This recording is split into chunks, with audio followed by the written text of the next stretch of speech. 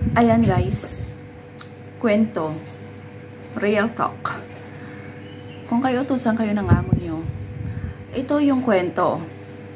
Pinagsabihan mo na siya, bumili siya ng ganito kasi walang kaming ganito.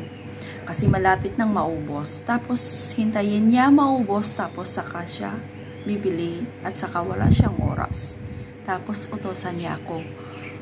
Ikaw na lang pumunta doon sa supermarket. Sabi ko, ang dami kong trabaho.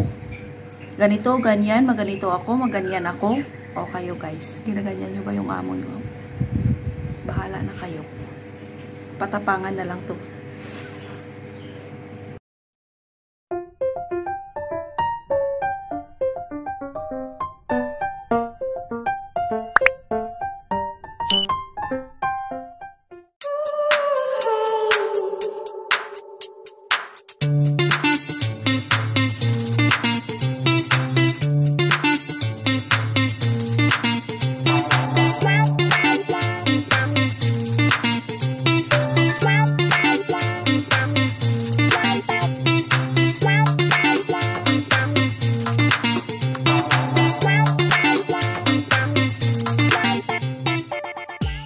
Guys, hello, good morning. Today's video guys, may i-share lang ako sa inyo.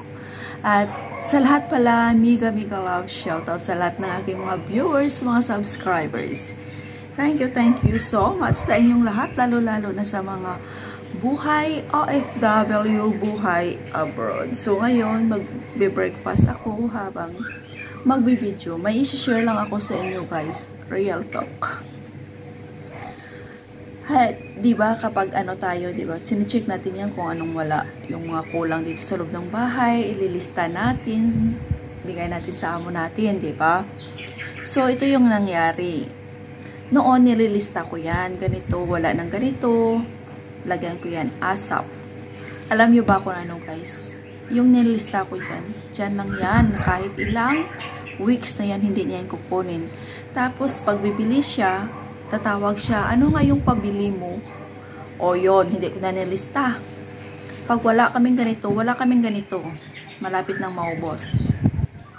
Hindi pa yan bibili guys. Hintayin na yan maubos.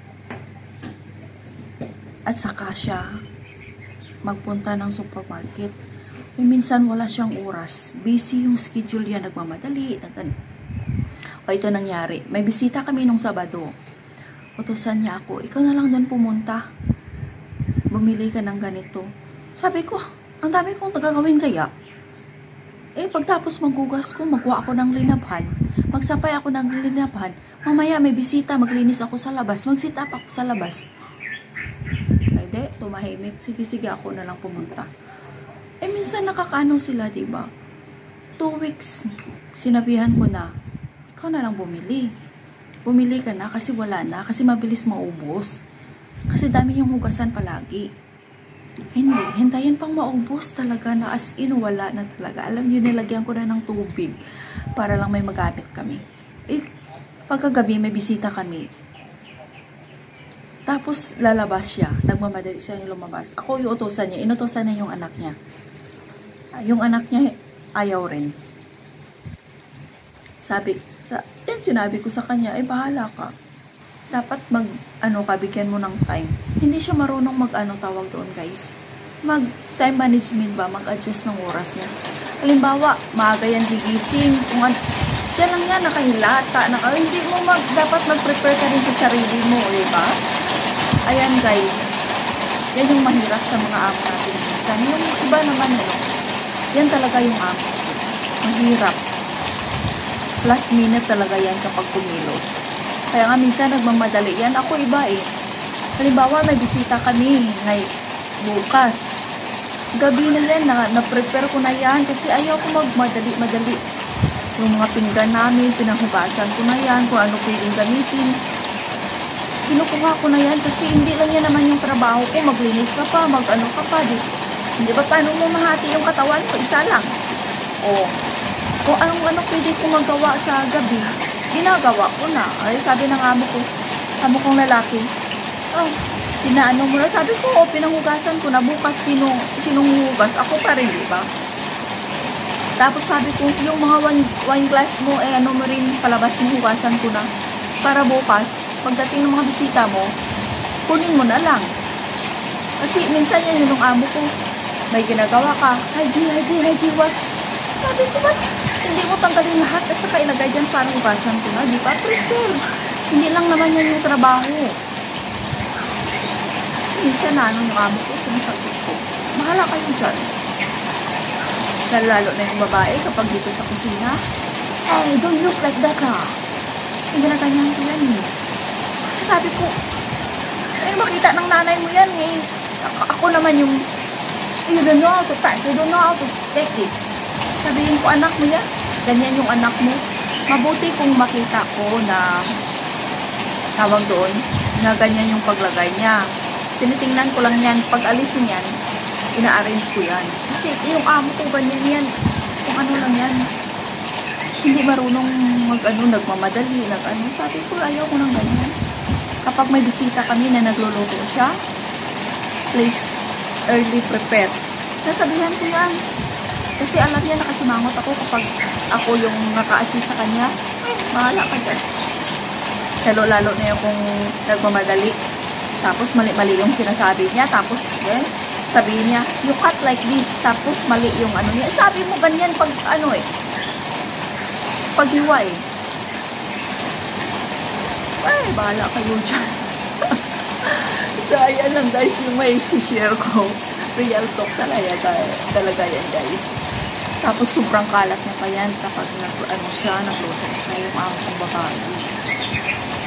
Kaya kapag may bisita kami kung magluluto siya, grabe yung tayo ko dito sa kusina. Parang yung paabo, parang, ay, nako, kaya yan guys, yung mga tao dyan sa Pilipinas, huwag yung sabihin, masarap ang buhay abroad. Kung di-off ng namin, masarap. Yes, isang araw lang yan. Isang araw lang yan.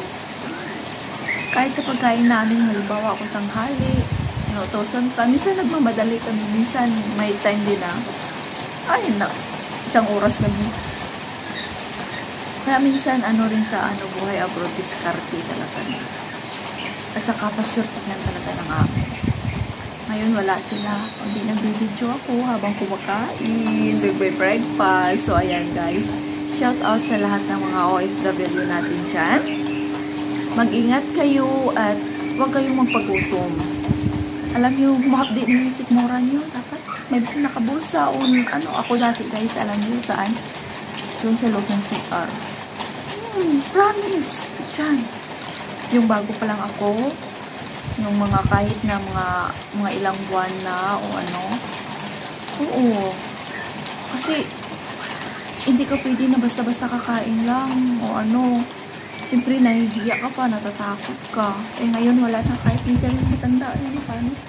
Kahit maghiwa ko ng mga prutas, subo. Nakatingin yan yung matanda sa akin.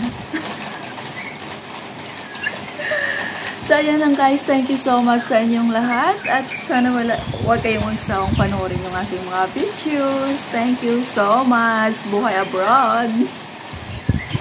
Bye guys. Please don't forget to like, subscribe, and click the notification bell para updated kayo sa mga bagong upload ko na videos. Buhay abroad. Mabuhay!